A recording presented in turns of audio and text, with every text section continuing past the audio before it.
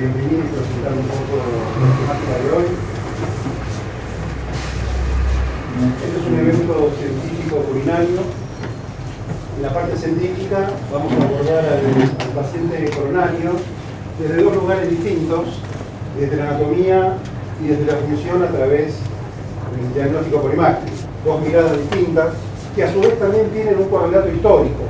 El estudio de la anatomía y de la función buscando la causa de la enfermedad, ustedes saben que es una adquisición relativamente reciente en el pensamiento médico, tiene apenas 200 años comparado con los 2500 que tiene la medicina científica, y fue una adquisición del periodo llamado el positivismo, que siguió la Revolución Francesa, donde se determinó que la llegada del conocimiento debía ser a través de la experiencia manifestada en los sentidos. Vamos a empezar con la mentalidad anatomoclínica que empezó en Francia. El padre de esta mentalidad es el clínico francés Javier Villat. En el año 1801, un año antes de morir, dijo que la medicina alcanzará rigurosidad científica cuando se establezca una relación entre observación clínica y las lesiones anatómicas. Esto no es una novedad para nosotros, y esto generó una nueva nosología, una nueva forma de entender, de describir y de nombrar a las enfermedades. Así, por ejemplo, la tisis, que etimológicamente significa debilidad, pasó a ser tuberculosis pulmonar cuando Lennec encontró en los pulmones los famosos tubérculos. A los sentidos nuestros se sumaron algunos aparatos que los mejoraron, los termoscopios, el laringoscopio, el rinocopio, la radiología. Fíjense que todo pasa en ese siglo, en el siglo XIX. Y esto dio nacimiento a una nueva especialidad que no existía hasta ese momento, más allá de los intentos de Morgani, que fue la anatomía patológica. En el mismo siglo, el francés Jacques Rouvellier y el gran Virchow son los que sientan las bases de esta nueva especialidad basada en la mentalidad anatómica, ¿sí? En encontrar en la anatomía la causa. A mitad de ese siglo aparece una nueva corriente que tiene que ver con un cambio de la visión desde la estática de la enfermedad hacia la dinámica. Curiosamente esto ocurre en Alemania, no en Francia, y el padre de esta corriente es Karl Wunderlich, que fue el primero en darle importancia al registro de la fiebre. Él determina que la fiebre no es una enfermedad, sino que es un síntoma, y estudia el comportamiento de la fiebre en distintas enfermedades. Es el creador de esas curvas que vemos en las historias clínicas de la fiebre. Describió el primer signo objetivo, que es la fiebre, y la primera herramienta para medirla, que es el termómetro. Acá también hay una nueva nosología, una nueva forma de mirar y de describir las enfermedades. Aparecen los trazados gráficos de las funciones, la medición del pulso en 1854, el alemán Einthoven describe la electrocardiografía a principios del siglo XX, y un poco más tarde Berger, el electroencefalógrafo. También hay pruebas funcionales que miden químicamente estas funciones. La primera que apareció es dentro del mismo siglo y es el de la glucosuria. Esta corriente también generó una nueva especialidad, que es la medicina experimental, basada en las funciones. El creador es un alemán, Traube, y el gran Claudio Bernard, tal vez la personalidad más importante de ese siglo, creador del método científico, que decía: yo considero el hospital solo como el vestíbulo de la medicina científica, como el primer campo de observación en que debe entrar el médico, pero el verdadero santuario de la medicina científica es el laboratorio, dice abajo. De hecho, hay muchas corrientes históricas que engloban a la mentalidad anatomoclínica en la llamada medicina del hospital y la mentalidad fisiopatológica en la medicina del laboratorio. Pero en realidad, nosotros, cuando hacemos el proceso diagnóstico, usamos las dos. O sea, esto está absolutamente integrado hoy dentro del diagnóstico médico. Y si ustedes quieren, esa ontogenia de nuestro diagnóstico replica la filogenia del pensamiento médico, porque estas dos mentalidades han sido sucesivas. La idea de hoy es plantear un debate en función de estas dos mentalidades, de estas dos corrientes, un debate a primera sangre. Y bueno, en este rincón, Miguelito, el fotógrafo Cerdá, 75 kilos, cardiólogo. Él está a cargo del departamento de cardioimágenes en tomografía computada y resonancia magnética en nuestra institución, y va a defender la anatomía. En el otro rincón, Giorgio el viajante Lowenstein, 68 kilos, también cardiólogo, y tiene a su cargo el departamento de cardioimágenes basadas en ecografía y Doppler, y él va a defender la función. Así que la idea es que en 3 distintos bloques ellos vayan presentando sus argumentos, y después, si les parece, nosotros le seguimos sacando un poco de jugo. Miguel, por favor. Gracias. Excelente la introducción del doctor Bussi para ponernos en tema. Tanto la función como la anatomía son complementarias, una va de la mano de la otra, pero a mí me tocó hoy, esta noche, defender la anatomía. Cuando nosotros estudiamos, y me voy a hacer toda la noche hincapié en el dolor precordial estable, no el dolor inestable, el dolor agudo que el paciente concurre a una guardia, sino el paciente que concurre a nuestro consultorio en forma programada y nos consulta por un dolor precordial presumiblemente de origen cardíaco o coronario. Las preguntas que nos hacemos: si es necesario conocer la anatomía, por un estudio funcional va a ser suficiente para el manejo de este paciente. ¿Y qué es más importante como pronóstico? Porque no solo tenemos que hacer diagnóstico, sino pronóstico, la anatomía o la fisiología, y también el tratamiento, ¿sí? Si nos va a servir el estudio para decidir una revascularización o un tratamiento médico como mejor camino. Bueno, acá tenemos nuestro paciente que nos consulta por un dolor precordial, y nosotros tenemos que saber interpretar los signos y los síntomas. Tenemos que hacer la historia clínica, descartar con exactitud la causa coronaria y limitar la realización de pruebas diagnósticas innecesarias. Diamond y Forrester desarrollaron este gráfico, este cuadro, donde le otorga al tipo de dolor precordial las siguientes características. Un dolor típico es que retroesternal se reproduce con el dolor, alivia con los nitritos; atípico cuando en vez de 3 elementos tiene 2, e incaracterístico cuando tiene solo 1, y a su vez lo relaciona con el grupo etario y con el sexo. Entonces, con esto nosotros más o menos, ante nuestro paciente, si es de sexo masculino, si tiene entre 50 y 59 años y el dolor es típico, la probabilidad pretest de que tenga un dolor de origen coronario va a estar alrededor del 90-93%. Va a ser muy elevado. El problema se presenta cuando es una mujer con el mismo tipo de dolor, o un varón, pero que tiene características atípicas, como es lo habitual. Lo primero que tenemos en mente es estresar al paciente a través de una prueba ergométrica, una prueba funcional, que nos va a poder dividir el subgrupo de pacientes que van a necesitar una intervención invasiva y el grupo que no se va a beneficiar de la intervención. Si hacemos una búsqueda de la prueba ergométrica en la bibliografía para encontrar las guías, nos tenemos que remontar al año 2002. Ahí las guías nos decían de que si tenemos un dolor precordial estable o de riesgo bajo a intermedio, podemos hacer una prueba ergométrica y que nos va a ayudar a definir con certeza el diagnóstico y el pronóstico. También en esta guía se realiza un metaanálisis de la prueba de esfuerzo, y acá tenemos que el número de estudios utilizados para este metaanálisis fueron 147, y se habla de que la ergometría tiene una sensibilidad del 68 y 77%. Estamos hablando año 2002.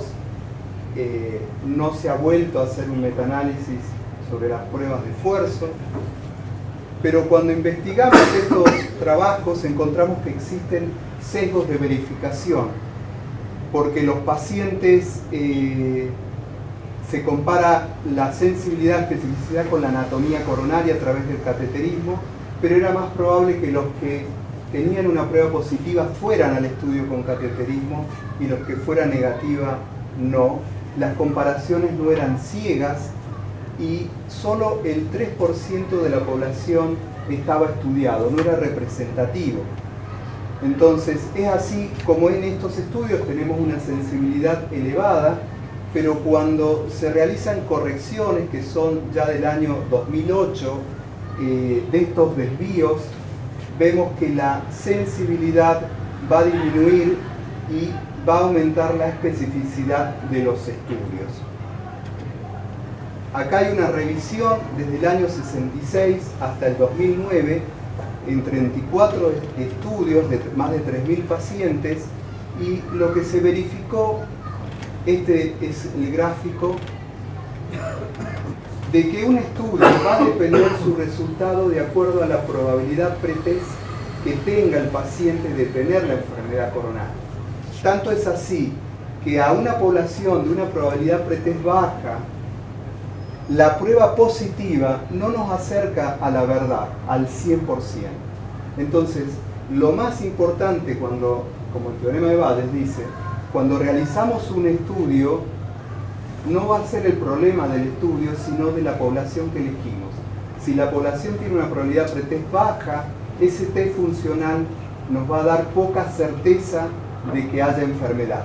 Si la probabilidad es alta, si es positivo, nos va a confirmar la enfermedad, digamos. Vamos a hacer un ejemplo muy sencillo.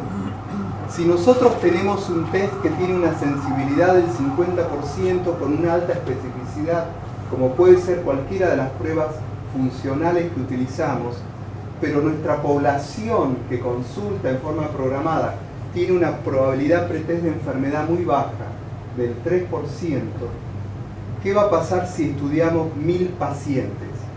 Si estudiamos 1000 pacientes, como esto tiene una probabilidad pretest del 3%, va a haber solo 30 pacientes que tienen enfermedad y 970 que no lo tienen. Y el test, como tiene solo 50% de sensibilidad, nos va a dividir estos reales enfermos coronarios.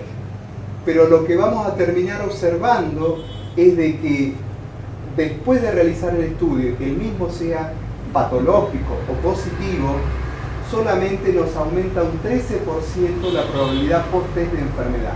Es decir, estamos utilizando un test muy bueno quizás, pero en una población que tiene una probabilidad pretest baja. Esto es lo que nos ocurre todos los días en el consultorio. ¿Y por qué sabemos que ocurre esto? Porque en los registros de cinecoronariografía invasiva, que es donde terminan los estudios funcionales positivos, tenemos que el 59% de los estudios funcionales positivos tenían coronarias normales o con lesiones leves que no requerían tratamiento. Casi un 60% de esos pacientes de estudios funcionales terminan en una cinecoronariografía invasiva innecesaria. Y cuando vemos, si consideramos de esta población de pacientes que tenían coronarias normales con estudios funcionales positivos, ¿qué era importante para determinar si había o no enfermedad? Vemos que el score de Framingham, que permite estratificar riesgo en la población asintomática, que desde el año 48 ya está determinado, si consideramos los factores de riesgo y los síntomas y le sumamos la prueba de isquemia, vemos que no tiene más poder que los elementos clínicos para determinar la presencia de enfermedad coronaria significativa en la cinecoronaria. Estos son registros, digamos, correlativos del año 2004 al 2008. No es ningún trabajo científico, sino que es un registro. Esta es la realidad. Nos imaginamos nuestras pruebas positivas, pero no sabemos qué resultan. Resultan en estudios normales. Volviendo a la actualidad, en Estados Unidos se registra una disminución significativa de las pruebas de estrés, de las pruebas funcionales, y una disminución de los resultados anormales. Los cateterismos con coronarias normales y no obstructivas a partir de una prueba de estrés positiva van en aumento. Es decir, disminuyen nuestros estudios patológicos, disminuyen los estudios graves y aumentan los cateterismos innecesarios. Esto también es un registro de la Mayo Clinic, y vemos en el negro son los estudios por cámara gamma, ¿sí? Los estudios de perfusión por cámara gamma, como habían ido en aumento hasta el año 2002, y a partir de ahí vienen en decreciendo. Los estudios de ecoestrés han ido en aumento y actualmente en la Clínica Mayo están en decreciendo. No hubo un reemplazo de la cámara gamma por el ecoestrés. La disminución de la cámara gamma viene no solo que a partir del 2006 se publican los criterios apropiados para realizar una cámara gamma, entonces ahí los laboratorios tienen que restringir el pedido de la cámara gamma porque no cumplían los criterios, esto viene en disminución. Esto también de la Mayo Clinic, lo que se registra de los estudios de estrés. La mayoría de los pacientes que van a estudios de estrés son completamente asintomáticos. Esto es la realidad. Los estudios que hacemos de estrés es un paciente asintomático. Los pacientes con angina típica, que son estos, cada vez son más escasos. Ya no tenemos pacientes con dolor típico en el consultorio y los sometemos a una prueba de estrés. Ya no hay. Yo voy a cámara gamma y pregunto, ¿cuántos estudios positivos tenemos hoy? Ninguno. Uno.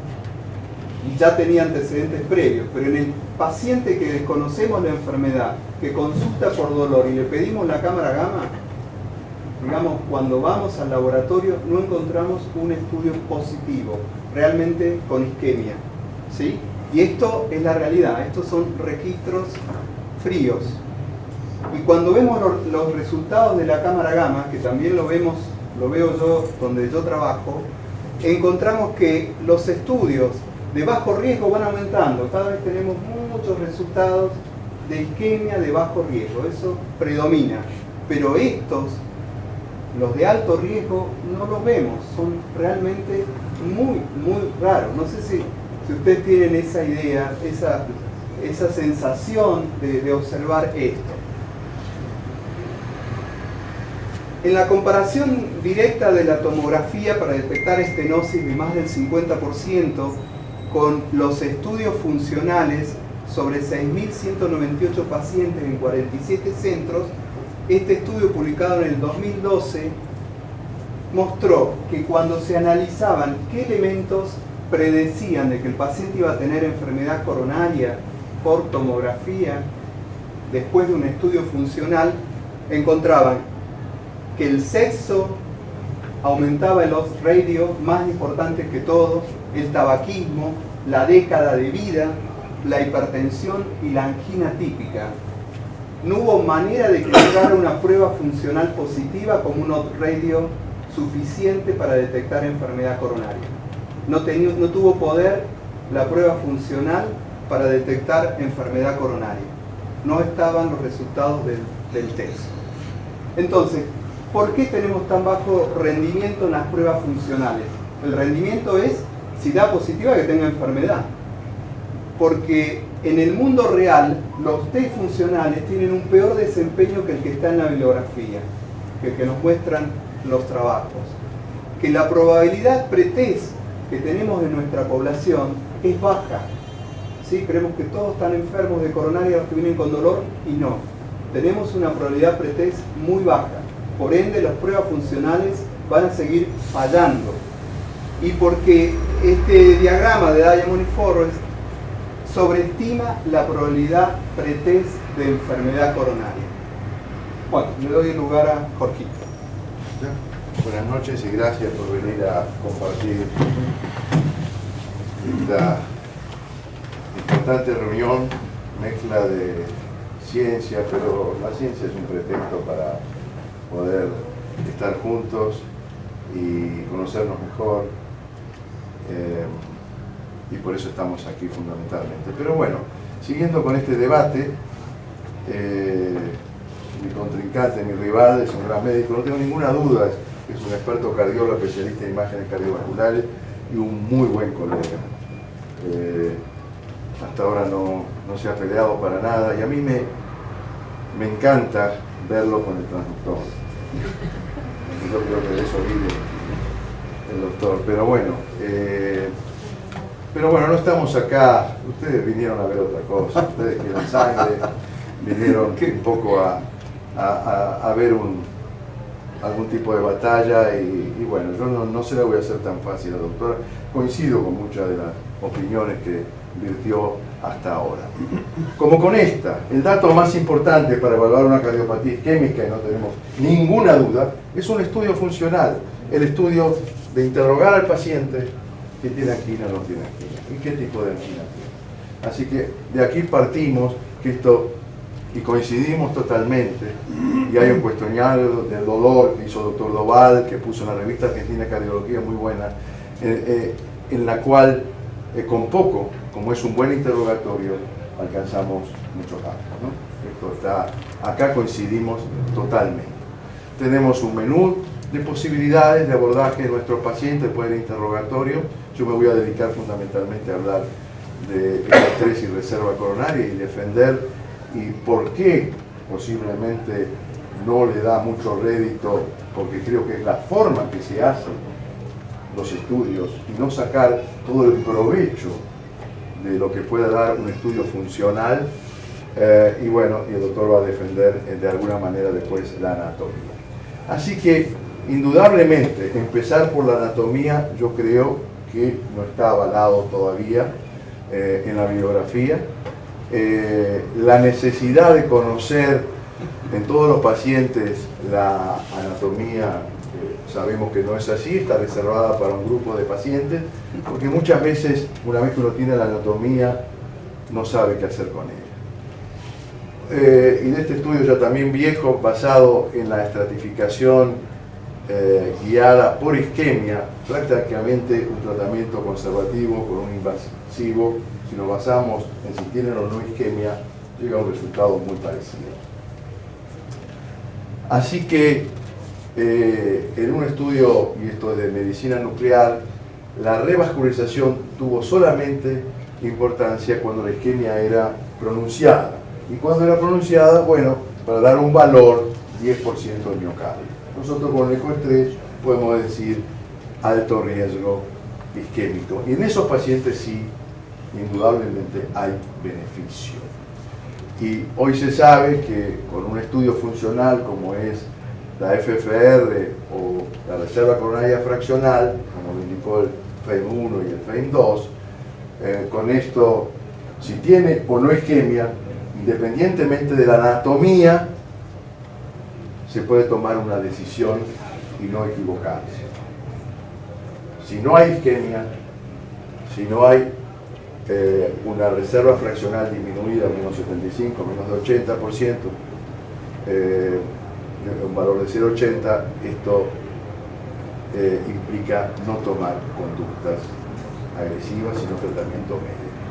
Y este es un viejo trabajo que participamos ya de los años 90 del EPIC, donde los pacientes con isquemia, era con ecoestrés con dipridamol, había mucha diferencia cuando tenían isquemia si se revascularizaba o no se revascularizaba. Pero cuando los pacientes, a favor de la revascularización, pero si los pacientes no estaban isquémicos y se revascularizaban, esos pacientes tenían menor sobrevida, andaban peor con la revascularización. Así que esto también es conocido y es muy viejo.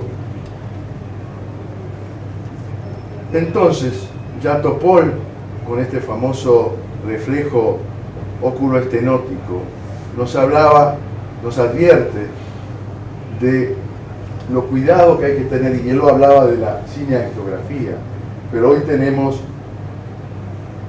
otra anatomía que es no invasiva, pero que también induce algunos a tomar conductas y esto hay que evitarlo, indudablemente, y ahí lo vemos a Topol, que evidentemente no se quedó en el tiempo y él piensa que una premia, un estudio funcional es importante. Así que, indudablemente, basado la revascularización en datos fisiológicos, son efectivos, indudablemente son efectivos. Y uno puede diferir un estudio, hay estudios a 5, 10 años, en pacientes con anatomía, con lesión intermedia, pero con una reserva fraccional. Después vamos a hablar que nosotros tenemos algo mejor que la reserva fraccional. Vamos a ver la diferencia entre la reserva fraccional que se puede hacer por cateterismo y la que hacemos nosotros, que es la reserva coronaria no invasiva, pero los dos llegan a la misma conclusión. Siempre que no haya isquemia se puede diferir la conducta de revascularización. ¿Qué es lo que hay que saber? Indudablemente, no cómo lucen las coronarias, sino si es alta probabilidad que tenga un evento mayor o fatal, y si nosotros podemos hacer algo para reducir el riesgo. Eso es lo que me interesa. Como lucen las coronarias, por supuesto, va a interesar al intervencionista para después saber qué es lo que tiene que hacer. Así que, y esto ya lo recalcó Miguel, y tenemos estudios inapropiados, y los estudios inapropiados son los pacientes de bajo riesgo. En esos pacientes ya sabemos que lo que podemos nosotros aportar con un estudio de isquemia es bajo. Pero después voy a explicar que nosotros con un único estudio informamos mucho más que un estudio, muchísimo más. Y ahí está la diferencia. Por supuesto, los de alto riesgo ya se sabe cuál va a ser la conducta, y entonces son los pacientes de moderado riesgo donde el estudio funcional está indicado y no habla de que ni el estrés con resonancia ni el PET de perfusión es la aproximación primera que hay que hacer. ¿Por qué realizar un estudio funcional entonces? Porque el grado de isquemia nos va a decir el riesgo, la severidad y extensión de la isquemia nos habla del riesgo. La funcionalidad de la arteria la vamos a obtener a través de la reserva coronaria, un estudio que podemos hacer de forma no invasiva y hacemos, y el pronóstico a corto y largo plazo, y esto nos va a inducir a conducta. Así que yo defiendo la postura de que un estudio funcional después de un buen interrogatorio es como hay que estudiar a nuestros pacientes. Indudablemente, pasando por la clínica, el electro y la prueba ergométrica que podemos no obviar, el ecoestrés juega un papel fundamental y nuestro laboratorio debe estar preparado, y no todos los laboratorios están preparados para un estudio complejo como es el ecoestrés, que es mucho más que mirar si se mueve bien o no se mueve bien la pared. Lo vamos a ver después. Que permita hacer estudios de viabilidad e isquemia, que permita hacer reserva coronaria, perfusión, no podemos hacer porque no hay en nuestro país sustancias de contraste para perfusión, pero fundamentalmente hacer una función una valoración funcional regional y global cuantitativa. Y para eso nuestro laboratorio tiene que estar de alguna manera preparados, sabiendo que hay pacientes para cada una de las modalidades. Para agentes farmacológicos usamos fundamentalmente dipiriamol o glutamina, pero hemos usado todos.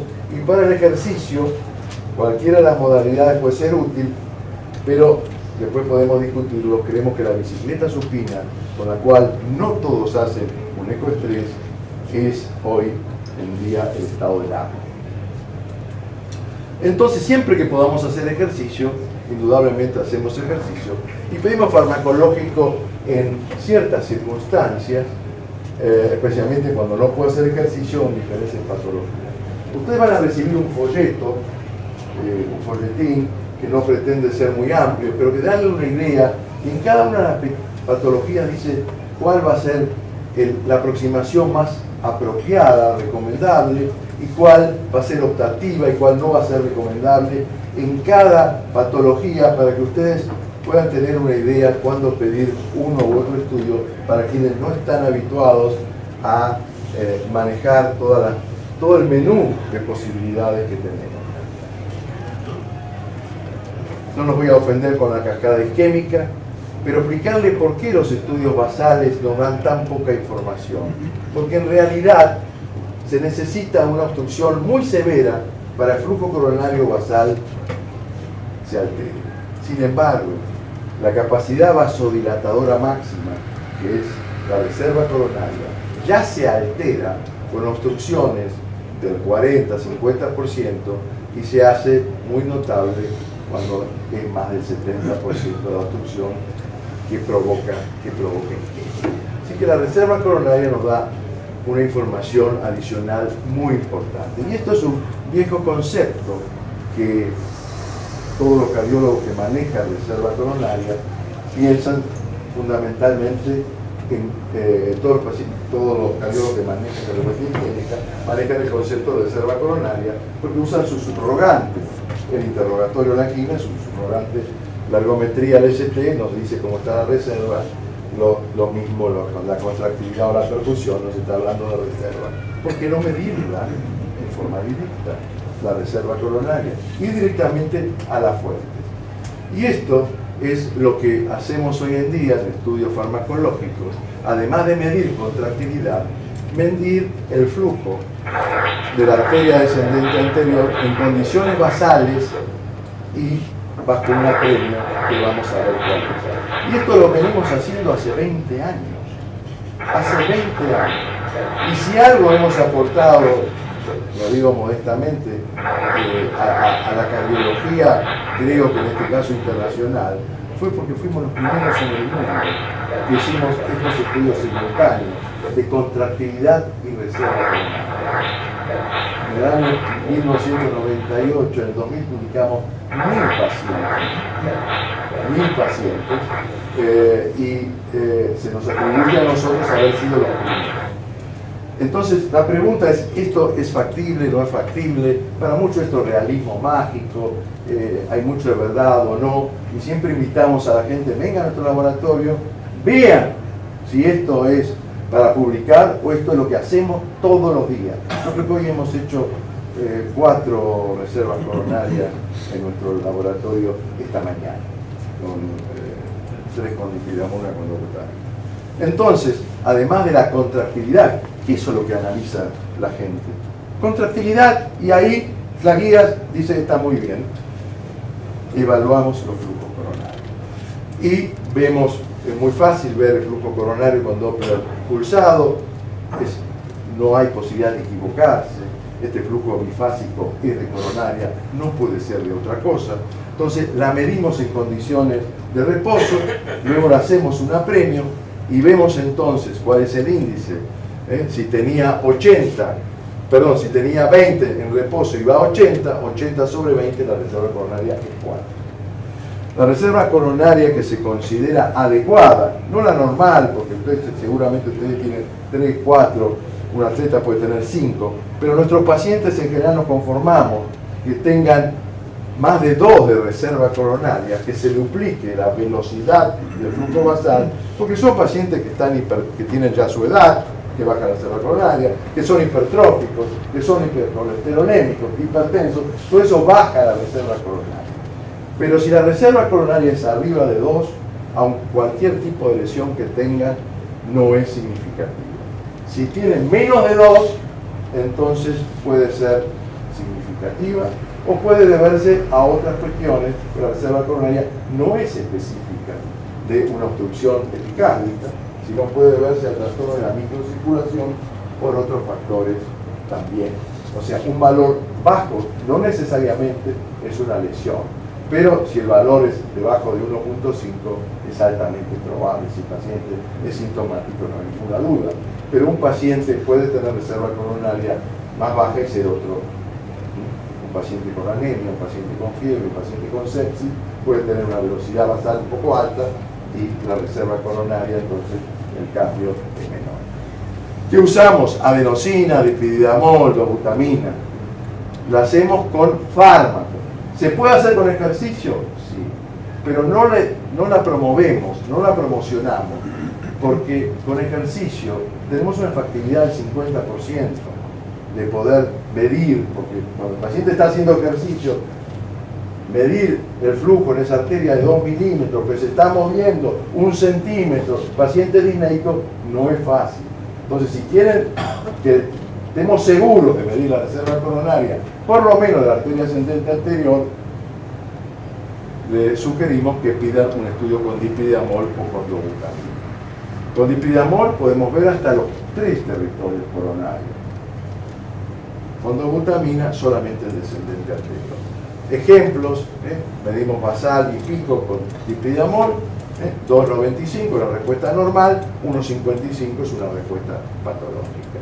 Con dobutamina igual lo podemos hacer aún con frecuencia cardíaca de 140 a 150. No tenemos problema para encontrar la arteria ascendente anterior. Sin contraste, esto es una respuesta normal y esto es una respuesta patológica. No hay mucho tiempo de hablar de metodología, tecnología, alguna vez podemos dedicarnos solamente a hablar de reserva coronaria. Un estudio que no se hace mucho en el mundo, en verdad. Se hace mucho en Italia, se hace mucho en Francia, se hace mucho en Japón y se hace en algunos lugares de Brasil o de Centroamérica. Todos los lugares que se hacen en América han pasado por nuestro laboratorio a aprender a hacerlo, y todo médico que trabaja con nosotros puede hacerlo perfectamente. Esto no requiere una habilidad personal, sino una tecnología un poco de avanzada, una predisposición para hacerlo, y cualquier persona que rota por nuestro laboratorio una semana es capaz de hacer una reserva coronaria bastante bien. Y esto lo hemos comprobado todos los días. ¿Es factible esto o es realismo mágico? Bueno, diferentes autores, entre nosotros, publicamos que con el dipidamol 95%. ¿Por qué no 100%? Y porque algunas arterias están tapadas. No la podemos hacer. Y hay 1 o 2% en el cual la ventana es tan mala. Pero como esto es Doppler, no depende tanto de la ventana. A veces no vemos bien la contractilidad, sin embargo la reserva coronaria, hoy tuvimos un caso, se puede hacer perfectamente bien. Se puede hacer con dobutamina. El doctor Forte, que estuvo en nuestro laboratorio un año, hicimos este estudio muy parecido, 94% de factibilidad de la arteria descendente anterior. No les voy a hablar de otros territorios, descendente posterior o circunfleja, donde la factibilidad es del 50%. Esto es verdad. Entonces, ¿para qué la reserva coronaria? ¿Qué importancia tiene la reserva coronaria? Bueno, estos son todos los escenarios en los cuales es importante saber en un síndrome X, o lo que hoy se llama INOCA, o sea, isquemia con coronarias normales, pues es interesante saber cómo está la reserva coronaria, y bueno, antes y después de una angioplastia, pero vamos a hablar fundamentalmente de uno de los capítulos, que es lesión intermedia. 50-70%. Esto puede estar en una angiografía, o esto puede estar en una tomografía computada, una resonancia. ¿Qué hacer? Bueno, y acá vamos de que evidentemente con lesiones coronarias de más del 50%, un estudio muy sensible, más sensible que el nuestro, que es la medicina nuclear, un poco más sensible, menos específico, demuestra que solamente el 32% tuvieron isquemia. O sea, hay muchísimos pacientes, ya se dijo acá, que tienen coronarias normales con isquemia. Entonces, hicimos un pequeño trabajo en el 2001, no fueron muchos pacientes, pero en 15 pacientes que tenían, por nuestro método, hemodinamia, o sea, cateterismo con descendente anterior, con lesión intermedia, la mitad de esos pacientes tenían reserva coronaria normal y la mitad baja. O sea, con una lesión intermedia, si usted no tiene un estudio que diga que ese territorio está isquémico, que puede ser un subrogante, por supuesto, puede ser una medicina nuclear o cualquier estudio funcional que diga que tiene isquemia en ese territorio, pero ¿por qué no medir la reserva coronaria en ese territorio, que es factible, que es fácil hacerla, que es económica, no cuesta más que un ECO3, indudablemente, porque no se reconoce, la mayoría de los estudios de los aportes que hace el ECO3 en nuestra institución no se reconoce en absoluto. Pero esto divide las aguas. ¿Y por qué es importante esto?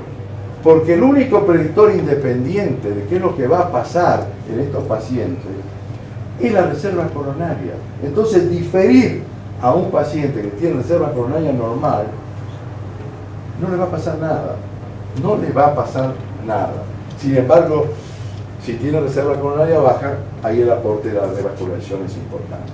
Y eso pasa hoy con lesiones que parecen intermedias o lesiones que son, esto nos va a aclarar seguramente Miguel, que parecen que son 80, 90%, porque mi impresión es que la anatomía del angiotomo sobreestima el grado de lesión.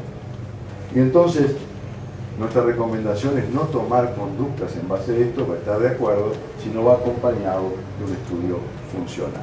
Bueno, rápidamente, un paciente que nos fue derivado de Bolivia, tenía chagas, vino acá a consultar, me hago coronariografía, no me hago coronariografía, tenía un informe de multislide, vos lo habías visto, se lo hizo en Bolivia, se confirmó un score de calcio muy alto, una oclusión del ascendente posterior y unas múltiples lesiones que incluso eran severas.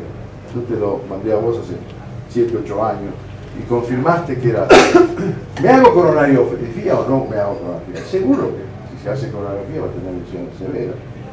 Pero el paciente dijo, vamos a darle una oportunidad.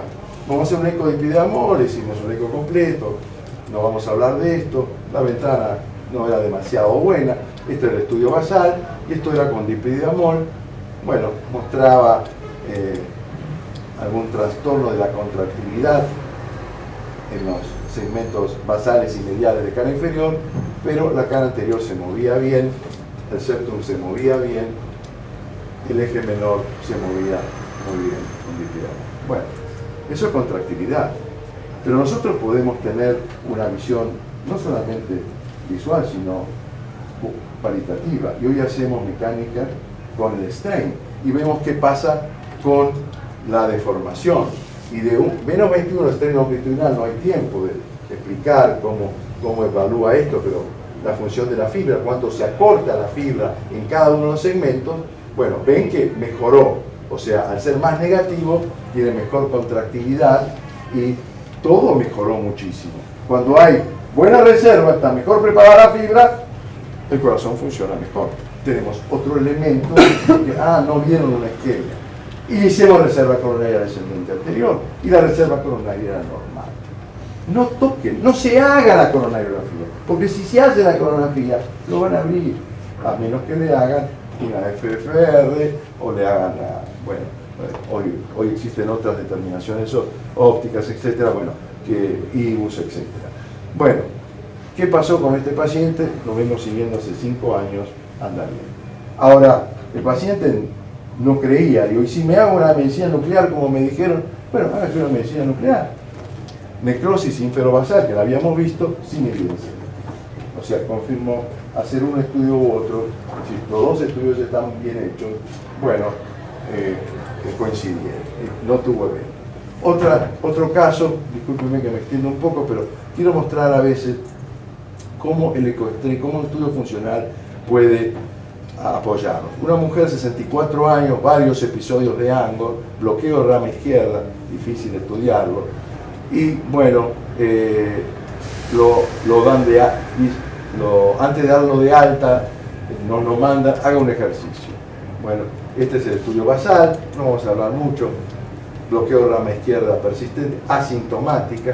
Es difícil estudiar un bloqueo de rama izquierda porque tiene estos trastornos del septum, de la movilidad, pero bueno, con el ejercicio, esto es recuperación inmediata, está casi con la misma frecuencia. Vean ustedes que el ventrículo se ha dilatado y esta porción se mueve menos. Dice, por el bloqueo rama izquierda. Bueno, si hay bloqueo rama izquierda, sabemos su truco. Miremos la cara anterior. Y si comparamos esto, cómo se mueve esto, cómo se mueve, no hay ninguna duda cómo se dilata el ventrículo y cómo la cara anterior se para. El paciente asintomático, bloqueo rama izquierda. Bueno, y entonces no es solo mirar, sino es medir la fracción de eyección. La fracción de eyección que la medimos inmediatamente. En el pico del ejercicio, les recuerdo que el SPEC mide la fracción de eyección 40 minutos después del estudio, porque le dicen no hay cambio de fracción de eyección. Bueno, si hay cambios a 40 minutos después del estudio, porque no lo hacen por el cubo hepático, lo hacen lo más rápido en el mundo, lo hacen 20 minutos después. Nosotros a los 3 minutos se normaliza la fracción de eyección en los pacientes si nos paran en el momento de isquemia. Entonces la fracción de eyección del SPEC no sirve para nada, a menos que esté muy bajo, y si está muy bajo el paciente está medio muerto, indudablemente. Si a la hora todavía mantiene una fracción de eyección, pues siga esto. Bueno, bajó la fracción de eyección en el momento de la reserva contráctil, que no la informan en todos los estudios, es un valor importante en el pronóstico, tenga o no coronaria normal. Tenga o no coronaria normal. Y tenemos otro elemento, el strain, que bajó notablemente en prácticamente en todos los territorios, y no vamos a hablar de lo que es la deformación poshistólica, un concepto de cardiopatía isquémica que tal vez se ha avanzado, pero que usamos todos los días y que nos habla de isquemia aguda. Isquemia aguda. Se hace un estudio coronario normal. Y para la mayoría ahí termina la investigación, pero para el médico cabecero y para el paciente la enfermedad continúa. La anatomía va a aportar algo, ¿no? La anatomía no aporta, y esto es lo que dijiste vos. Lamentablemente con coronarias normales hay hasta el 78% de un registro sueco. Un registro argentino habla del 35% de pacientes que van a la sala de cateterismo y tienen coronarias normales. Lo cual no quiere decir que no estén enfermos. No quiere decir que no estén enfermos. Un porcentaje alto de estos pacientes siguen teniendo angina, siguen teniendo una calidad de vida pésima y siguen gastando y no se sabe lo que tienen y no tienen el mismo pronóstico que si tuvieran un estudio normal. O sea, son enfermos, que nuestra medicina todavía no pueda reconocerlos, es otra cosa. Entonces tenemos la provocadora de PAM. Y estos son estudios funcionales que hacemos todos los días y que nadie pide, porque lo que la mente no piensa, no sabe, no lo puede ver. Entonces, no, el espasmo existe espasmo, no existe espasmo. Bueno, la prueba de espasmo puede ser hiperventilación, frío, no le voy a hablar de la técnica, pero es muy fácil hacerlo. Tiene sus riesgos, por supuesto, se pone nitroglicerina al lado, con todo preparado, porque cuando la arteria se cierra, agárrense, la arteria se cierra, mucha arritmia, y entonces hay que pararla rápidamente, porque el vaso se destruye. Entonces vean qué pasó con esta paciente, que el médico lúcido no dijo, el laboratorio se equivocó, dijo, vamos a ver cómo está la microcirculación, y damos dipidamol, y vamos a hacer una prueba de espasmo, y esto es lo que piso. Miren qué pasó con el frío. Vuelve a repetir lo mismo que la hiperventilación que le dio el ejercicio. Se dilata. Con dipidamol, no, está prácticamente, se contrae bien. Vean con el frío lo que pasa. Se queda todo este territorio con dipidamol, en realidad se mueve mucho mejor la pared anterior. Con el frío siempre este territorio se queda, se dilata la cavidad, no se mueve todo este territorio, con dipidamol no pasa nada. Con el frío sí, con el dipidamol no. El frío de la hiperventilación provoca espasmo, el dipidamol es un vasodilatador, no provoca espasmo. ¿Qué pasó con la fracción de eyección? Con el frío bajó, con el dipidamol no cambió. ¿Qué pasó con el frío? Se deterioró. Esto es mecánica ventricular. ¿Cuánta gente hace strain durante el ecoestrés? ¿Conoces algún lugar? Posiblemente no. porque dicen que no se puede hacer alta frecuencia cardíaca. Depende de los equipos que tengan. Depende de los equipos que tengan. Y la habilidad para hacerlo. Depende de la calidad de la imagen. Si la calidad de la imagen es buena, se puede hacer el estrés a alta frecuencia cardíaca y ver los cambios que ustedes mismos ven acá y digo, esto está mucho peor que esto. Cuanto más rojo está, esto no hace falta saber. Y miren, de 17 se fue a 12.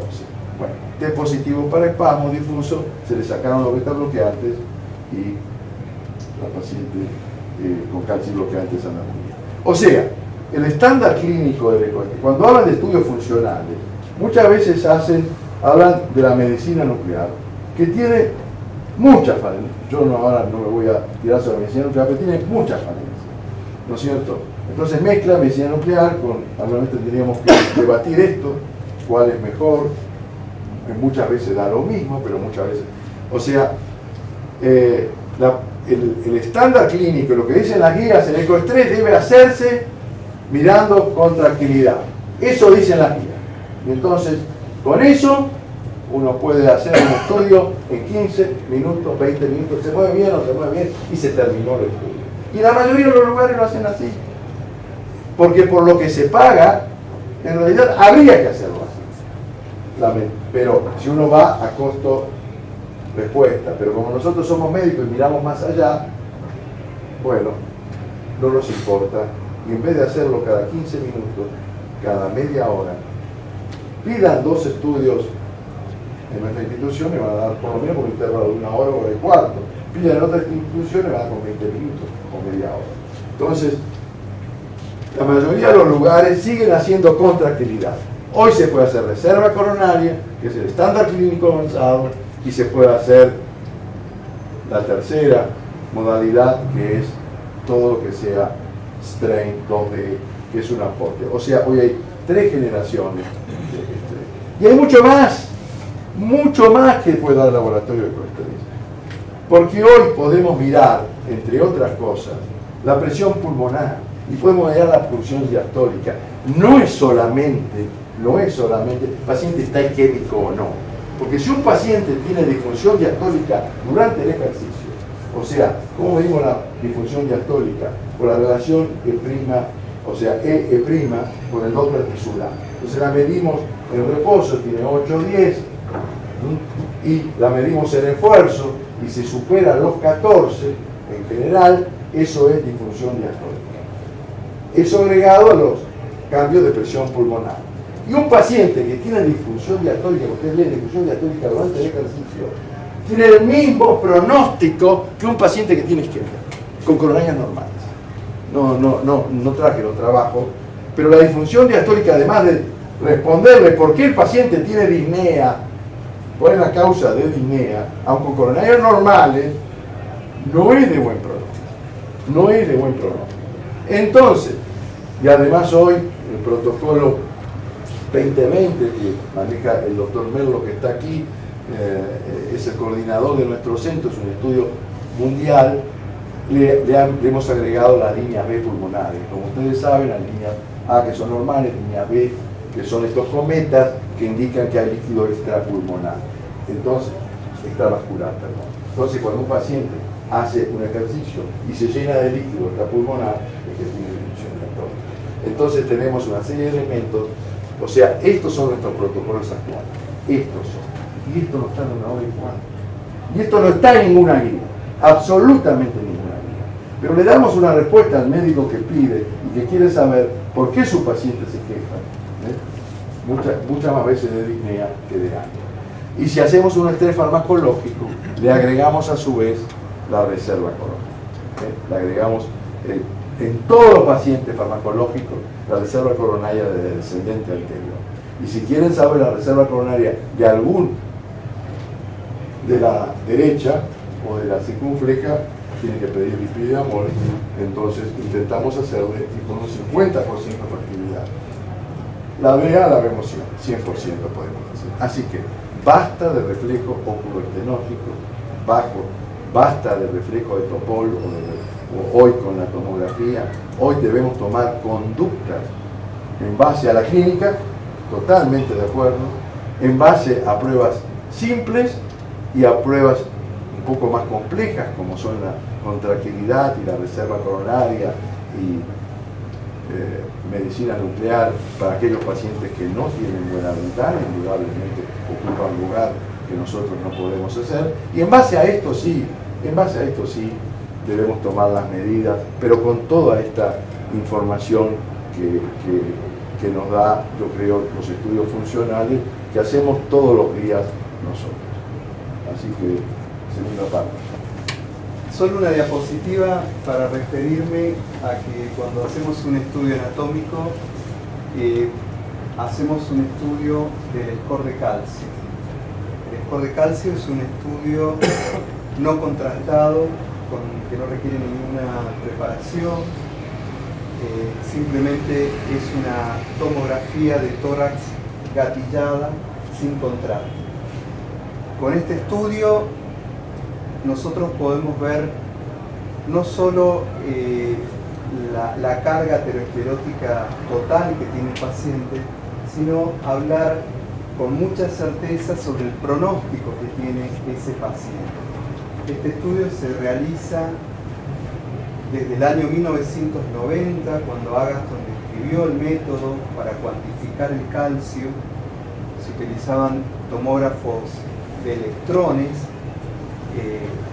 y entonces tenemos un seguimiento de más de 20 años, de 30 años de pacientes, y está con una bibliografía muy amplia de más de 13.000 papers, demostrado, y acá este es un trabajo de una revista de hipertensión, donde los pacientes que tienen un score de calcio 0 estarían libres de enfermedad coronaria, cuando son asintomáticos estamos hablando. Cuando el score de calcio alcanza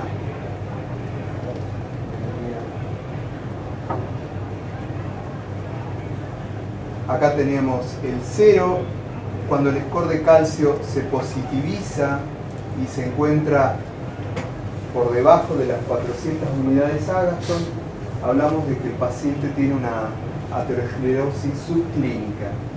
Tiene enfermedad de las arterias coronarias, pero probablemente no hay severidad y por ende no hay obstrucción limitante de flujo en pruebas funcionales. A partir de los 400 unidades Agatston, casi todos los pacientes están sintomáticos o las pruebas de apremio dan positivo. No es el tema de esta noche porque lo nuestro es la anatomía pura, pero lo que dedicamos nosotros es a ver las arterias coronarias en forma no invasiva. Este estudio es gatillado, pero acá requerimos de contraste endovenoso, que vamos a permitir la reconstrucción multiplanar, donde vamos a ver el vaso, no solamente el vaso coronario, sino también la pared de la arteria. La primera es la ADA, la otra es la arteria circunfleja y la coronaria derecha. Es un estudio con una alta sensibilidad y sobre todo un valor predictivo negativo. También nos permite ver el tipo de lesión, porque no solo importa el grado de obstrucción, sino también nos importa mucho el tipo de lesión que tenga el paciente, si es de baja densidad, si tiene remodelado positivo, si tiene microcalcificaciones, que van a identificar una placa vulnerable y que van a ser esas placas que se van a convertir luego en eventos coronarios. En este estudio es una revisión de dos trabajos de la vida diaria que se realizaron, el Core 64 y el Accuracy. Acá también tenemos estudios ya con el nuevo tomógrafo de 320 pistas y vemos de que lo que caracteriza la tomografía coronaria es el valor predictivo, no sé si voy a poder señalar, no tampoco, el valor predictivo negativo, que es prácticamente del 100%. Tanto que el valor predictivo positivo es más bajo. Ah, mira, ahí no tampoco, ¿no? Ah, no se visualiza. Bueno, Apareció. Valor predictivo negativo elevado, valor predictivo positivo más bajo. ¿Por qué tenemos un valor predictivo más bajo? Porque obviamente, como dijo Jorge, este es el diagrama de Venn, la anatomía y la isquemia no van de la mano, ¿sí? En algún momento pueden concordar, pero no van de la mano. Ya sabemos que más de un 25% de pacientes con lesiones del 70% no tienen isquemia, y a su vez pacientes con lesiones intermedias, un cuarto de esos pacientes van a tener isquemia, ¿sí? Entonces, el grado de obstrucción no nos indica la presencia de isquemia. Para mostrarlo nuevamente, acá vemos la relación que hay con el estudio PET o un SPET, eso está, y la tomografía. Vemos que el valor predictivo de la tomografía es bajo. Ante una lesión mayor del 50%, correlacionar con isquemia no se puede, solamente por la tomografía. Bueno, esta es una explicación. Se relaciona modestamente la estenosis debido con la resistencia coronaria, no incorpora características de la lesión, la longitud, la forma, la excentricidad, lo que pasa con lesiones en serie, el tono vasomotor, etc. Pero en la vida diaria tenemos esto. Tenemos pacientes que tienen perfusión absolutamente normal y vemos que, si bien no hay obstrucciones críticas, tiene una carga aterosclerótica importante. Entonces, ¿por qué mostramos esto y por qué es importante este tipo de anatomía, no el de la cine coronario, que es una luminografía? Porque nosotros podemos ver la pared. En este trabajo se tomaron 100 pacientes diabéticos a los cuales se les hizo los dos métodos, el estudio de perfusión y el estudio anatómico. Ambos coinciden de que prácticamente el 77% de los pacientes que fueron a medicina nuclear no tenían isquemia, y en la tomografía eran lesiones, sin lesiones un 30% y leves el 46%. Así que prácticamente en el mismo porcentaje pudimos identificar pacientes que no van a tener isquemia. Pero es completamente distinto tener una cámara gamma normal a tener una arteria libre de lesiones. Nosotros podemos informar a través del estudio de la pared que esto no es igual a no tratar, porque este paciente se va a beneficiar con un tratamiento titulado para este riesgo que tiene, porque tiene enfermedad coronaria y no queremos que estas lesiones provoquen eventos, que son las más frecuentes, las lesiones intermedias. Entonces, con un estudio funcional nos perdemos muchísima información. Son dicotómicos los estudios funcionales, o son normales o son patológicos, pero el normal no nos dice si tiene esto, enfermedad coronaria subclínica, latente y que va a causar un evento coronario. Estamos cansados de estudios funcionales en pacientes jóvenes que a la semana están jugando al fútbol y hacen una muerte súbita. Cansados. Lo vemos todos los días. ¿Qué es lo que agrega la tomografía? Podemos ver la naturaleza de la placa. Los elementos de la placa vulnerable son una capa fibrosa muy delgada, no lo puede identificar la tomografía porque es una resolución que es en los órdenes de los micrones, que no tiene la tomografía, es submilimétrica pero no los micrones, pero sí los otros elementos de la placa identificada como vulnerable porque es la que va a hacer eventos a posteriores, que son el remodelado positivo, es que por el fenómeno de Glasgow la arteria va a buscar mantener el diámetro de la luz y va a expandir la placa en la pared y va a crecer externamente. El otro elemento es la muy baja densidad de la placa, que es el core lipídico, que es el que luego se rompe a través de una capa fibrosa muy delgada y causa el síndrome coronario agudo y la microcalcificación.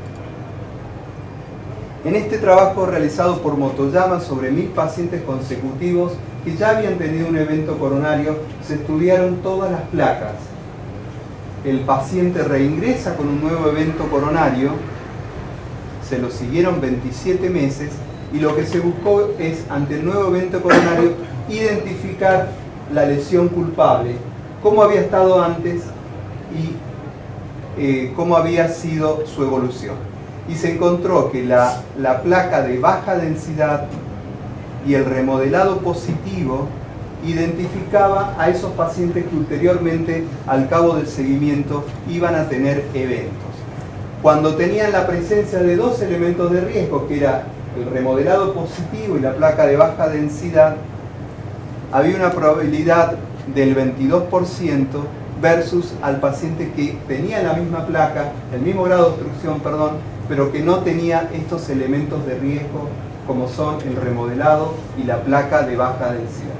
Digamos que la tomografía no solo es obstrucción, sino también es naturaleza de placa y por ende probabilidad o no de eventos. Esto lo ha mostrado Narula, todos lo hemos visto y vemos que es así. Tenemos hasta 8 tipos de placa, tenemos el paciente con coronarias normales, el paciente con placas y que tiene isquemia y que son lesiones fijas, el paciente que además tiene placas vulnerables pero puede no tener isquemia, ¿sí? El paciente con placa vulnerable que no tiene isquemia, la tomografía lo identifica. Cuando en este trabajo muy interesante, y yo muestro bibliografía actual, bien contemporánea, se tomó un seguimiento de miles de pacientes en los cuales se hizo la tomografía y se vieron qué pasaba con las lesiones y los eventos. Sobre 25.000 pacientes seguidos 3.4 años, la tasa de eventos es baja. Esto es lo que vemos en la vida diaria. Tenemos una tasa de eventos coronarios en nuestros pacientes estables del 3%.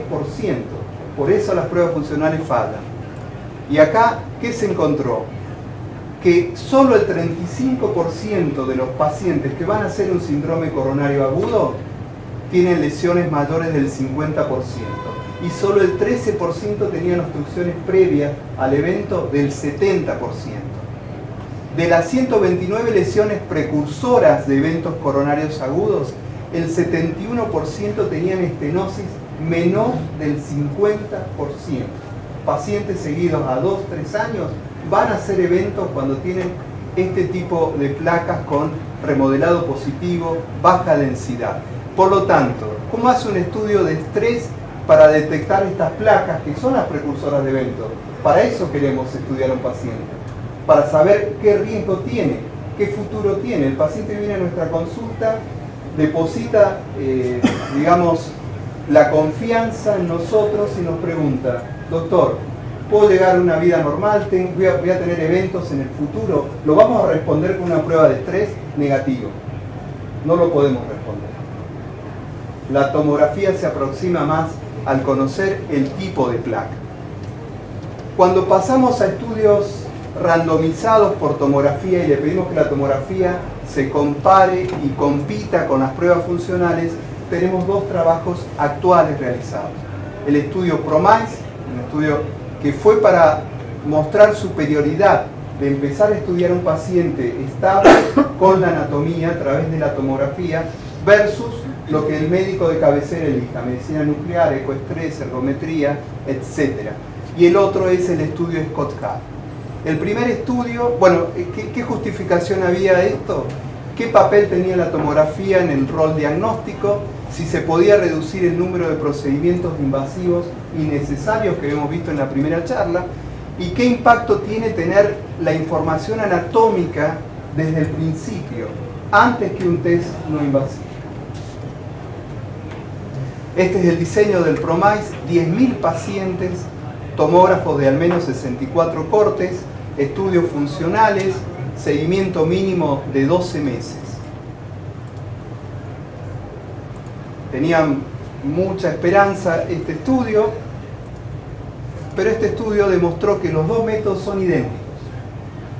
No hubo superioridad de la tomografía, pero tampoco hubo superioridad de los estudios funcionales en el evento, en el resultado de eventos duros, que es muerte, angina, infarto, etc. Es decir, competíamos con el pronóstico.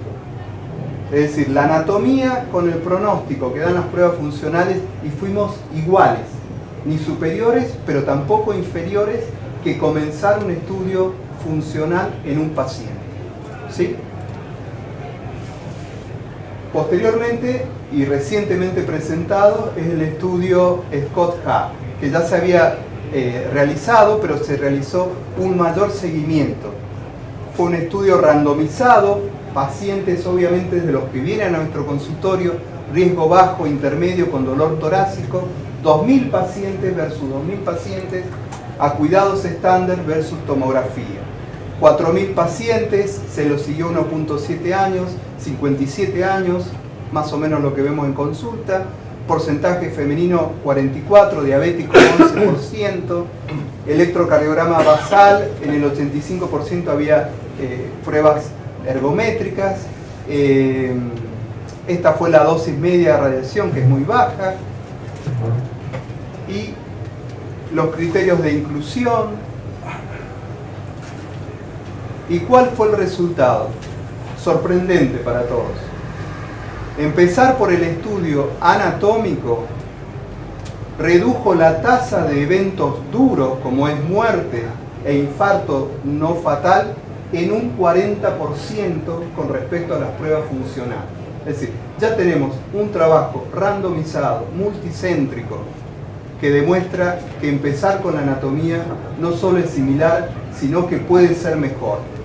Cuando analizamos este estudio, acá vemos las curvas libres de eventos y vemos cómo aumentan los eventos cuando se hace lo convencional, empezar por la prueba funcional a empezar por la tomografía y tomar decisiones con respecto a la anatomía.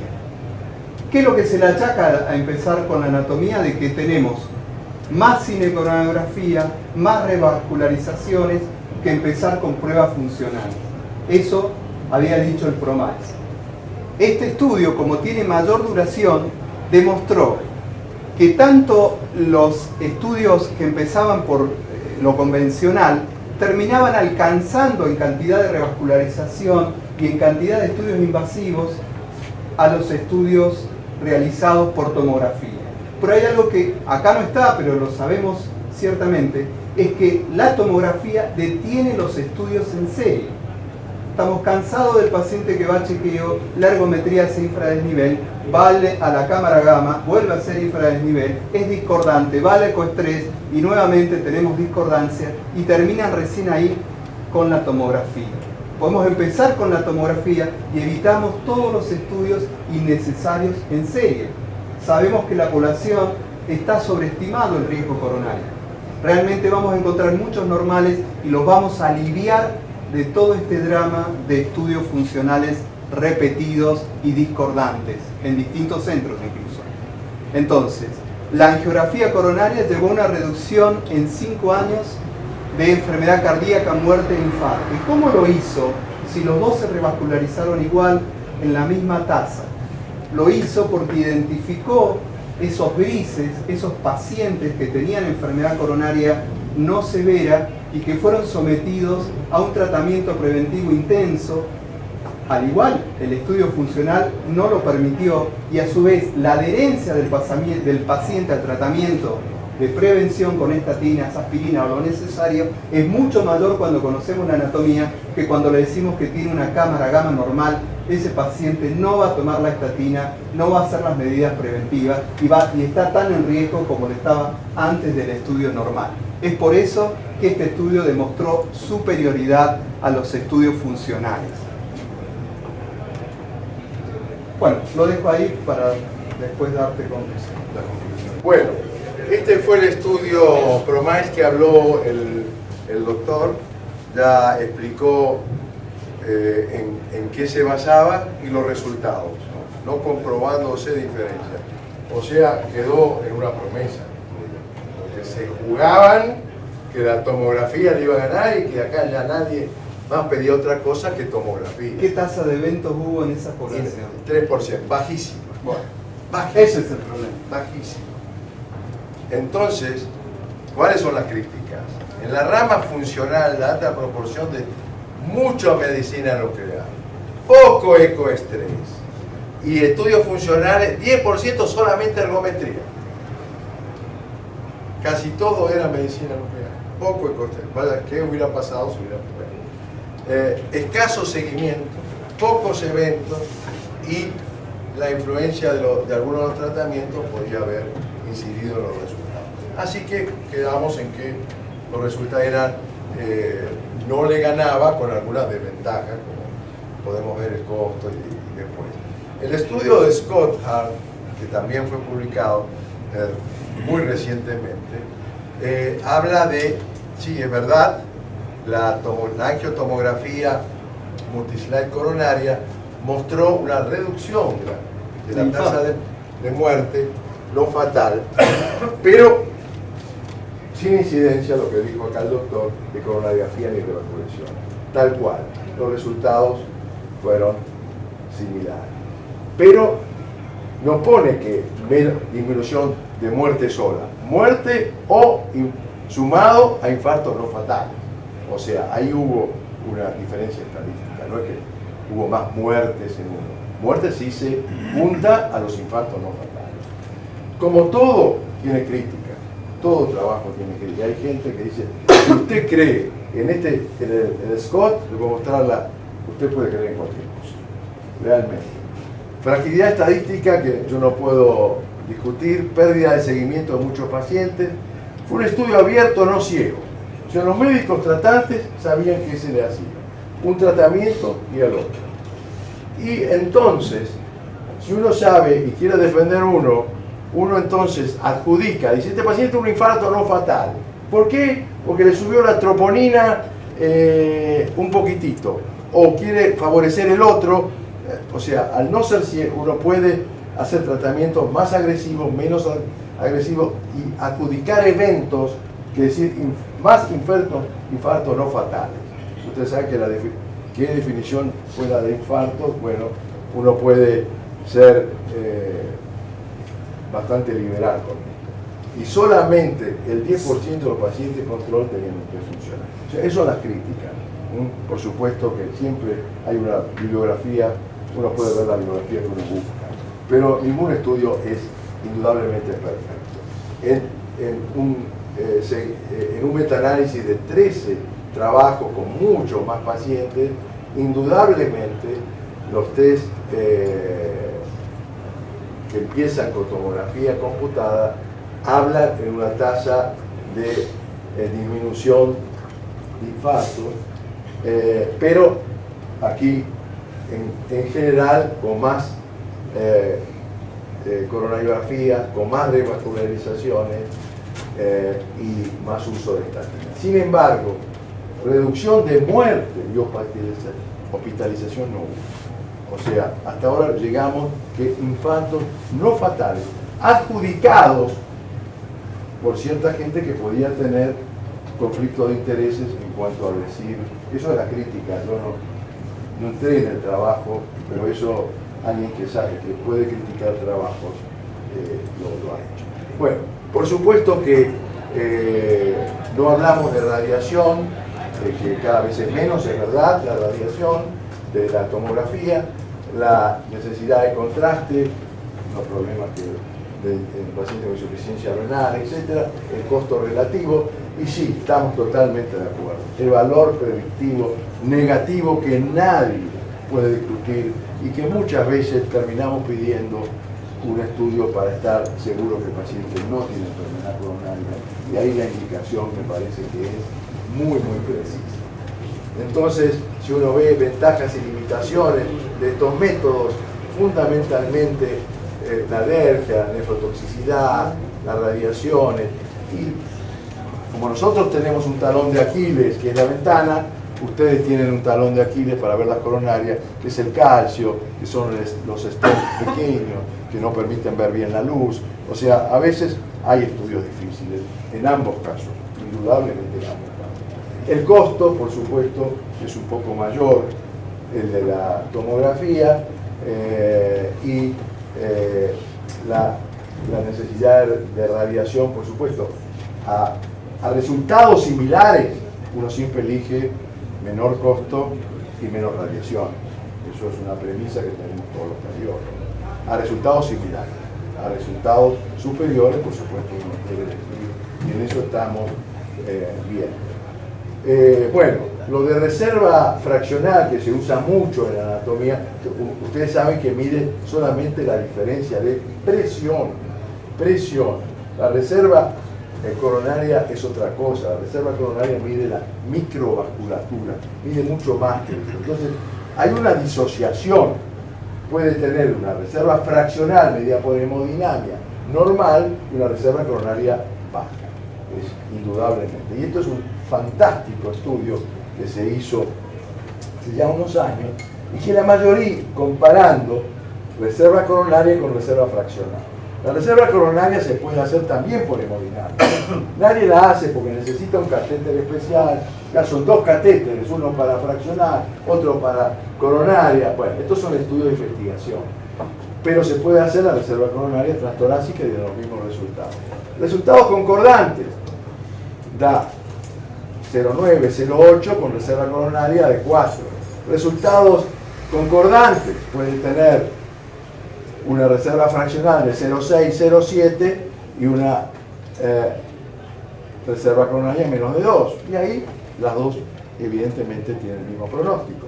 Pero hay una cantidad de pacientes que tienen reserva fraccional, medida en la sala de cateterismo, que es normal. Sin embargo, es normal, 0,8, 0,9, tiene reserva coronaria baja. Y esos pacientes, está demostrado en el seguimiento, tienen mal pronóstico. O sea, la reserva coronaria de por sí, sea el mecanismo que sea, obstrucción epicárdica o alteración de la microvasculatura, es la llave pronóstica de muchas enfermedades.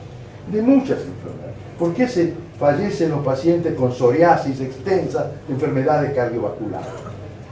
Porque tienen inflamación de la microvasculatura y tienen reserva coronaria baja. Y así hay muchas enfermedades de otro tipo. Entonces, llegamos a la conclusión que no es lo mismo una intervención del paciente como consecuencia de los hallazgos anatómicos, o sea, cualquiera de los métodos, como tampoco por la determinación aislada del flujo. Así que, evidentemente, vamos a llegar al final del camino a concordar que se necesita de ambos datos para tomar decisiones. O sea, de ese uso racional del cardiólogo, de todos nosotros, surgirá la conducta. Y entonces, lo que nosotros utilizamos generalmente, con una probabilidad intermedia, o que es lo ideal, o baja intermedia, solicitamos un estudio funcional. Creemos que, salvo ventanas malas, el ECO3 da mucha más información que otros estudios funcionales. Y si este paciente tiene alto riesgo, porque es un estudio positivo a baja carga, extenso, etc., nosotros le informamos alto riesgo, por supuesto va a una anatomía generalmente en cateterismo. Sin embargo, si el ECO3 no es posible o el ECO3 es equívoco, que no es diagnóstico, no es la primera vez que pasa, ahí entonces sugerimos, tenemos nuestra duda y yo pido, por cierto, con cierta frecuencia, una confirmación con la anatomía y el estudio si hay o no placa vulnerable, etc. Así que yo creo que el futuro está en la asociación y los dos hemos visto ventajas y desventajas, y bueno, y discutir cuál primero, no nos vamos a poner de acuerdo, uno tiene un conflicto de intereses, indudablemente, uno va a abogar por uno, pero no está demostrado en bibliografía si empezar por uno o empezar por el otro. Está confirmado que los dos son totalmente. Así que antes de las conclusiones, que son ya en 2 minutos comemos, o por lo menos termine el debate. Bueno, todas mis conclusiones así.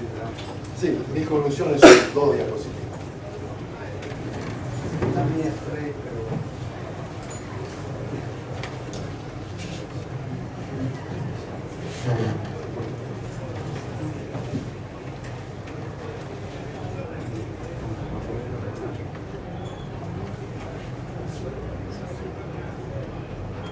Bien, ¿cuál es la ventaja de la estrategia anatómica? Por lo menos Jorge reconoce de que no es mejor la función por su método que empezar por anatomía. Nosotros hemos dicho que disminuye infartos, pero bueno, por lo menos él reconoce que no es mejor o que haya una superioridad. Empatan. Eso entendí. La población real tiene una baja prevalencia de enfermedad. Eso lo tenemos que grabar.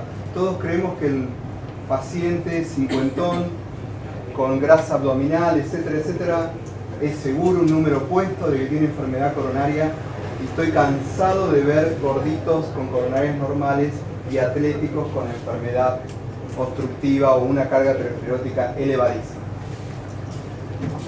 El rendimiento es superior de la tomografía porque el resultado falso negativo de un estudio funcional implica enfermedad coronaria no tratada. Y la enfermedad coronaria no tratada de los grados intermedios, que es de donde vienen los eventos coronarios, no de las obstrucciones severas, implica muerte, infarto y angina inestable. A su vez, va a disminuir los resultados falsos positivos, disminuyendo la tomografía los cateterismos innecesarios. Este fin de semana tuvimos una reunión en Montevideo y hablamos, los hemodinamistas presentaron un trabajo, o presentaban, el tema de los hemodinamistas era no hacer más cateterismos invasivos y dejar ese terreno a la tomografía.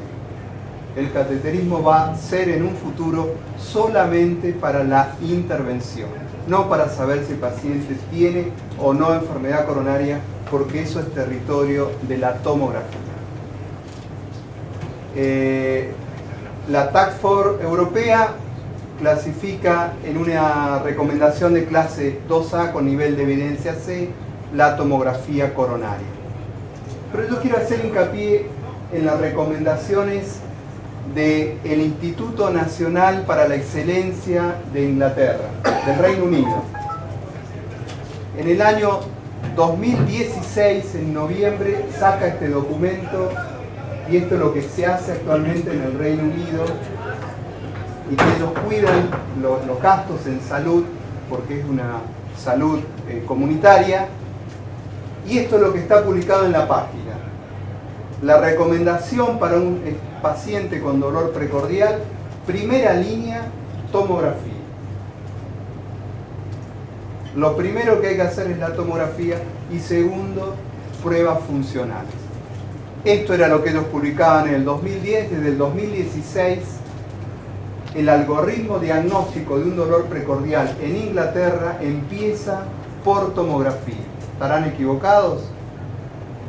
En la revista Times se publicó esta semana de que Escocia está reclamando más radiólogos. Falta más gente para leer las tomografías y la población está reclamando porque creen, al cabo del estudio Scott Hart, etcétera, que se van a beneficiar más y se van a salvar más vidas si empezamos por la tomografía. Pero en Inglaterra ya no hay una duda o qué empezamos. Se empieza por tomografía. Eso es lo actual. Mi conclusión es que la tomografía tiene un alto valor predictivo negativo, evita las coronografías innecesarias, es apropiado como primer test en la población intermedia baja, la composición de la placa correlaciona con los eventos más allá del grado de estenosis y discrimina mejor el riesgo al visualizar lesiones no obstructivas. No hablé de lo que no hago y de lo que no tenemos, pero en la actualidad se está haciendo FFR, digamos no invasivo, a través de la tomografía y que tiene una correlación excelente con el FFR invasivo. Es decir, a través de un software, actualmente solamente este software nosotros tenemos que enviar el DICOM a otro centro en Estados Unidos que tiene, digamos, el copyright y nos va a decir. Pero actualmente todas las marcas están trabajando para que podamos tener FFR, es decir, cuando tenemos una placa cálcica, saber si esa el flujo fraccional es menor de 0,8 o no lo es. Es decir, vamos a tener anatomía y fisiología en una sola estación. Muchas gracias. Yo termino.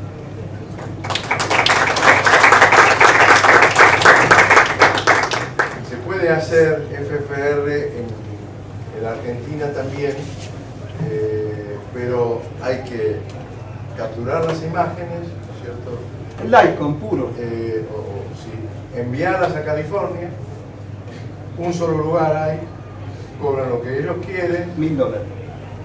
$1000 el estudio, le dan el valor de FFR y el resultado depende mucho de la calidad de las imágenes que uno pueda obtener también. Pero eso es todavía una utopía y bueno, se está trabajando y tal vez en los próximos 5 años pueda tener un valor de FFR, que le vuelvo a decir, es diferencia de presiones, habla de la significación de la placa, no habla de cómo está la microcirculación y no nos dice nada que pasa con el paciente que tiene arterias coronarias normales y también cuenta de placa. En conclusión, yo creo que, bueno, competencia de métodos es muy difícil. Hemos visto cada técnica tiene sus ventajas y sus desventajas, cada centro su experiencia, cada paciente sus indicaciones y sus contraindicaciones. O sea, por suerte, en este caso tenemos las dos posibilidades de hacerlo en un mismo centro y de ofrecerle lo que sus pacientes deciden.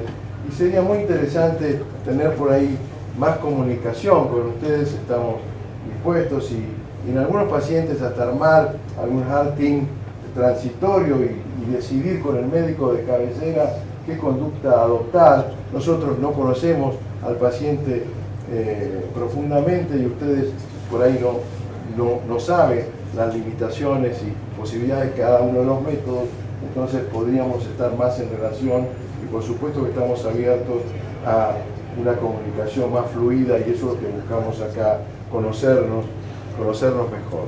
Así que nuestra misión indudablemente es hacer mejores diagnósticos, tratamientos preventivos y terapéuticas, en realidad que más agresivas, mejores terapéuticas, ¿no? Más agresivas, pero mejores tratamientos. Lo que tenemos que evitar, y esto es lo que decía un poco, es un poco el síndrome de Ulises, ¿no? O algunos lo llaman el Agamenón económico, o sea, como Ulises partió de Itaca, fue a la guerra y fue para volver, realmente tardó como 10 años y perdió a todos sus hombres, y en realidad se fue mucho peor de lo volvió mucho peor de lo que se fue. Muchas veces se pasa por diferentes modalidades de estudio. Entonces yo creo que con dos estudios, un estudio anatómico y un estudio funcional, un estudio anatómico no invasivo, angiotomo y un estudio funcional como el ECO3, podemos realmente tener muchísima información. Así que yo creo que esto no es, fue una batalla, bueno, muy light, creo que es armónico, se complementan en línea llana, o sea, nos complementamos la tomografía con el ECO3, lamento que sea femenina, o por suerte femenina, la tomografía, o sea, se complementan perfectamente bien los dos estudios. Y yo creo que esto es lo que pasa en la realidad práctica. Cada paciente tiene su... se puede comenzar con uno, el doctor recomienda comenzar con la tomografía, queda en ustedes elegir el método, pero muchas veces tenemos que utilizar las dos tecnologías y yo creo que con dos estudios tenemos toda la información que necesitamos, toda. Muchas gracias. Yo había dicho que no era verso, pero bueno, como esto, para terminar de una forma, le voy a dedicar un verso al doctor. A mí me gusta hacer estas coplas, hace poco di una charla totalmente en verso, una sola estrofa, ¿no es cierto? Estimado amigo Cerdá, la anatomía es elemental, pero no siempre la verdad. Y no lo digo por pasión, para tomar conducta lo esencial va a ser siempre la pasión. Me ha pasado varias veces, usted ha comentado de los gorditos, que ha tenido varios gorditos, con hipertensión y con dislipemia, que me ha dado una discordancia y me ha dejado bastante dudar. Yo básicamente hago hemodinámica, no tengo tanto respeto del óculo dilatatorio y el doctor luego que lo sabe, pero me ha tocado mucha discordancia. Y el último que me ha tocado es un paciente que le dio la parte del estrés normal, pero le hizo un ST y le cuento. En este caso, este gordito, que tengo el eco normal o aparentemente normal, también depende mucho del operador, en eso hay que verlo, pero el ST, un punto J de más de 2,5. Entonces, el hombre no hizo dolor, tuvo una respuesta hipertensiva, y la pregunta sería, ¿no sería ideal hacerle una TAC coronaria para descartar o iría a una angiografía convencional? Porque no me quedaría tranquilo con una discordancia de ese tipo. La tomografía es para definir, porque hablamos de que ese mismo paciente lo llevamos a cámara gamma y nos va a dar también lo mismo, por la obesidad, por lo que sea, va a haber hipocaptación generalmente en la zona diafragmática, isquemia leve inferior, y empezamos en la nebulosa, o que tiene perfusión normal, pero vuelve a repetir el ST, porque cada vez que haga el estrés, repiten el ST. Entonces son los estudios en serie, donde cada uno va a querer repetir con el mejor método que conoce, o con el médico que tiene de referencia una prueba funcional. Yo creo que acá conocer la anatomía es importante. Nosotros hacemos el score de calcio siempre de rutina, un score de calcio 0, seguimiento a 15 años, no hay tasa de eventos, es decir, es seguro que no va a tener eventos, aún sin contraste lo podemos definir, y si le hacemos el contraste vamos a saber si tiene o no coronarias normales, si tiene un puente muscular, etcétera, etcétera, y no tenemos limitaciones de peso, de la obesidad, que sí lo tiene el estudio de perfusión y en algunos centros la ecografía. Yo que hago ecografía, las ventanas subóptimas existen, por ende también va a ser subóptimo si el paciente es obeso. O sea, lo complementarían con una TAC coronaria. Sí, el médico que a veces, o sea, acá, ¿por qué puede haber dado un falso negativo? Me dijo lo primero, cuando dice ventana subóptima, ya los resultados tómenlo con precaución. ¿Por qué? Porque la disminución de la sensibilidad de la prueba es importante. O sea, en realidad con una ventana subóptima en el Doppler tisular de rutina, el ecoestrés no está muy indicado. Porque el ecoestrés que tiene que ver el endocardio y se basa en la contractilidad, la mayoría de las veces tiene deficiencia. Entonces ya con una ventana subóptima los resultados son. Pero puede tener una ventana muy buena y puede ser igual negativa. ¿Por qué puede ser negativa? Entonces acá tiene que ver, el paciente tiene angina en su vida diaria, el paciente tiene alta probabilidad, era asintomático. Es hipertenso, bueno, pero es asintomático. Pero tiene probabilidad intermedia de tener enfermedad coronaria. Es chef, así imagínense. Bueno, o de probabilidad intermedia de enfermedad coronaria en este caso. Entonces, ¿por qué puede no haberse visto? No se ve bien la pared lateral, que es muy probable. Mucha gente no mira otras cosas como aumenta la insuficiencia mitral. Porque si aumenta la insuficiencia mitral durante el ecoestrés, le está indicando es una circunfleja la que está enferma. Y una circunfleja enferma que no sea muy grande puede dar un ST muy importante y sin embargo no verse trastorno de la contractilidad, porque la pared anterior la arrastra. Entonces, puede tener perfectamente una enfermedad de la circunfleja. Un infradesnivel muy importante, nosotros sospechamos, aún con un ecoestrés negativo, de que pueda tener lesión de la circunfleja. Está muy bien pedido un estudio grande. Y le va a decir, ¿es una circunfleja sana o es una circunfleja sana? Una poro. Tomografía coronaria multicorte. Se pide angiografía con contraste. No, si dice tomografía coronaria implica contraste, no necesito. No hace falta poner contraste. Pero ahí, Un paciente bronquial crónico donde el dipyridamol está contraindicado. La dobutamina no sería incompleta para ver la reserva coronaria de circunfleja coronaria derecha. Ahí nos quedaríamos un poco cortos. un bronquial crónico que no está contraindicado el dipyridamol si no tiene crisis de broncoespasmo. Hemos hecho muchísimos EPOC. Puede desencadenarse en el momento de la... No, si no tienen su historia clínica, si no está súper medicado. Paciente con clínica. Bueno, Tuvo clínica que está medicado. si tiene clínica, Queremos tiene... descartar una enfermedad coronaria. Perfecto, por eso. Pero en realidad bronquiales por ser EPOC no quiere decir que esté Yo me contraindicado. refiero a un paciente Con broncoespasmo, clínica de broncoespasmo. con episodio de broncoespasmo y que necesita tratamiento, en ese caso no está indicado el dipidamol, perfecto. La dobutamina es la opción, indudablemente se va a sentir muy bien con la dobutamina. Claro. Y en realidad tenemos mucha información con la dobutamina, porque indudablemente tenemos la contractilidad, que sigue siendo el elemento duro. No le podemos hacer la reserva coronaria de la derecha, es circunfleja, pero eso no quiere decir, tampoco lo podemos hacer en todos los pacientes con dipidamol. Es una información adicional la reserva coronaria de la descendente anterior, que es la más importante. ¿Se nos puede escapar alguna lesión de la derecha?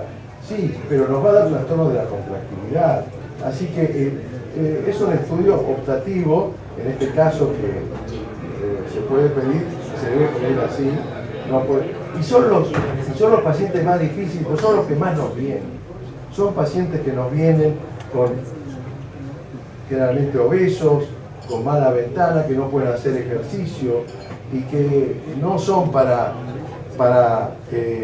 hacer medicina nuclear, porque no pueden hacer ejercicio, no pueden hacer lipidamol, y a nosotros nos vienen con mala ventana. Entonces, tenemos bastantes malas ventanas. Tenemos pacientes, nuestra limitación son 140 kilos para un paciente. ¿Qué limitación tenemos? Vos. 160.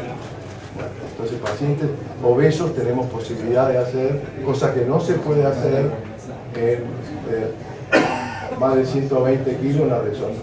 No se puede hacer ni resonancia, ni medicina nuclear, angio más o menos. O sea, con 140 kilos podemos hacer ambos estudios. Con 160 solamente puede hacer el doctor. Es bueno eso. O sea, estudios para bariátrica, que muchas veces son muy difíciles, tenés muchos pacientes. No, pero No todos manda. los pacientes con obesos de 140, 160, la gran mayoría tienen coronarias normales y todos vienen con pruebas funcionales positivas. Es el sesgo, ¿no? Me han venido con todos pruebas funcionales positivas Claro. y todos tienen coronarias Por eso absolutamente normales. es que lo derivaron por eso. Pero son en general malas ventanas. Y en malas ventanas vamos a obtener resultados no óptimos. No óptimos. Cuando dice ventana subóptima, tome con precaución los resultados, tanto positivos como negativos. Tómelo con precaución. Siempre lo aclaramos. Vamos a comer y podemos hacer cualquier pregunta que quieran y bueno, nuestros teléfonos disponibles para cualquier consulta y trabajar en equipo nos va a dar mejores resultados. Así que gracias.